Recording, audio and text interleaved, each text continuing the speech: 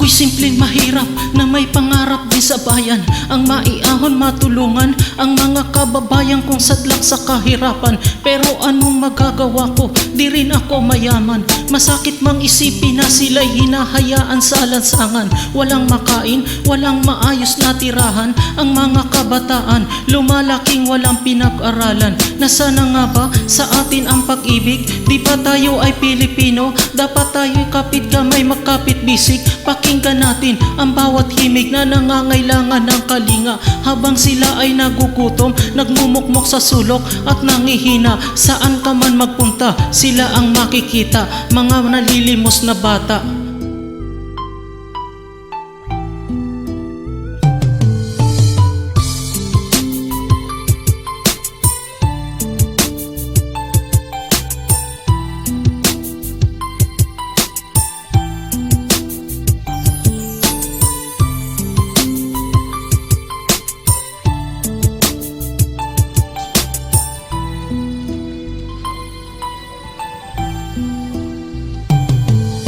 Kung ako lang sana mayaman, di ko sila pababayaan. Nangangalakal, hinahalukay ang basura, nagbabaka sakaling may tira-tirang pagkain na kanilang pagsasaluhan.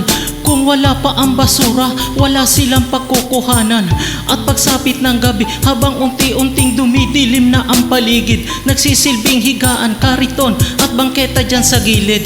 Dahan-dahan pumapatak ang luha, sumasabay sa pagpatak ng tulo ng kandila. Kailan kaya mabibigyan ng tamang atisyon at pangunawa ang tulad naming mahirap walang pinag-aralan? Paano na kaya ang aming buhay, ang aming kapalaran? Anong kinabukasang naghihintay sa bawat pamilyang nahihirapan?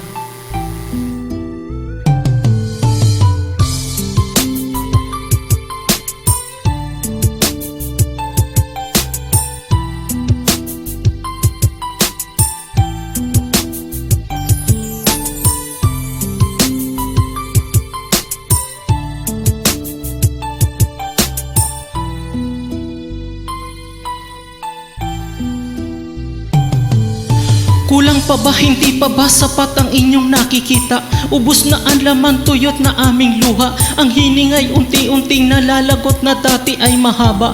Sino ang kawawa? Walang iba kundi ang mga bata na sa murang isip natuto ng labanan ang bawat hirap at pagod, suntok ng kapalaran. Nasaan na nga ba ang matamis na pinangako, ang matamis na binitawan? Anong nangyari? Bakit sila dumami? Bakit sila napabayaan sa Luzon, Visayas at Mindanao? Saan ka man pumaling, bakas ang pagdurusa. Ubus na ang lakas ngunit wala pa ring nakakakita sa aming kalagayan. Hindi nyo ba alam, maraming natutulog at namamatay na kumakalamang tiyan.